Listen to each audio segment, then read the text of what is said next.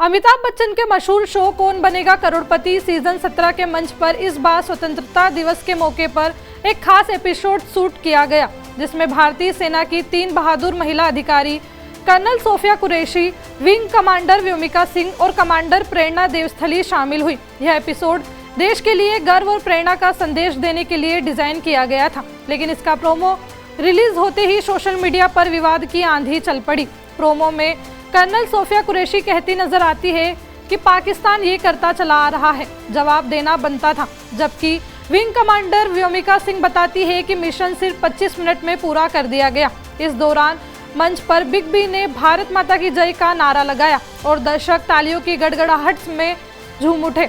लिहाजा social media पर यह वीडियो वायरल होते ही लोगों ने अलग अलग तरीके की प्रतिक्रिया सामने आई। एक तरफ कई लोग इसे देशभक्ति का बेहतरीन उदाहरण बताते हुए गर्व महसूस कर रहे थे, वहीं दूसरी तरफ कुछ ने इस एपिसोड को राजनीतिक प्रचार और सरकारी पीआर का हिस्सा बताया।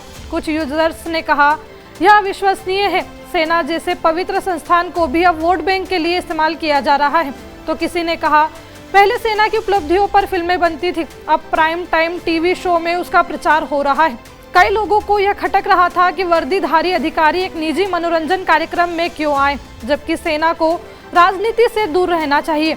इस मुद्दे ने राजनीतिक गलियारों में भी हलचल मचा दी। केरल कांग्रेस ने सवाल उठाया कि 3 महिला अधिकारी पूरी वर्दी में एक निजी चैनल के शो में क्यों शामिल हुई, जबकि यह एक व्यावसायिक मनोरंजन मंच है।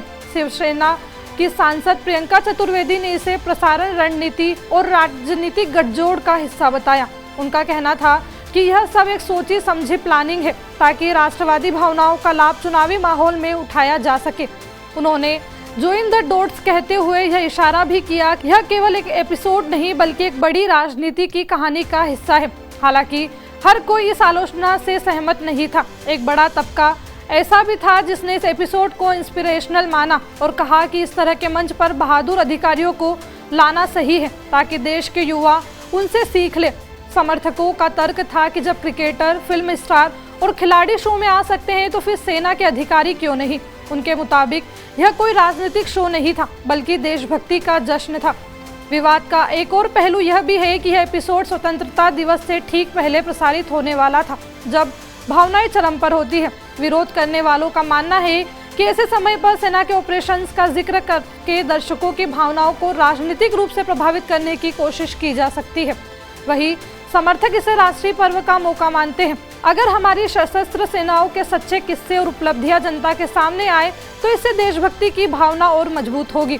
आखिरकार इस विवाद में लोग 2 धड़ों में बंट गए। एक और वे लोग जो इसे पीआर और राजनीतिक लाभ उठाने की कोशिश मानते हैं, दूसरी ओर वे हैं जो इसे सिर्फ इंस्पायर करने वाला एक देशभक्ति कार्यक्रम मानते हैं। इस विवाद से कई सवाल खड़े हो रहे हैं। क्या इस तरह वर्दी में अधिकारियों का निजी चैनल पर आना सही है? क्या यह वाकई राजनीति से प्रेरित कदम था या सिर्फ एक प्रेरणादायक प्रस्तुति? इस विवाद ने एक बार फिर यह बहस छेड़ दी है कि सेना और राजनीति के बीच कितनी दूरी रहनी चाहिए और मीडिया उस दूरी को बनाए रखने में क्या भूमिका निभाता है। फिलहाल इस एपिसोड ने लोगों के बीच गहरी दिलचस्पी, बहस और जिज्ञासा जरूर पैदा कर दी है।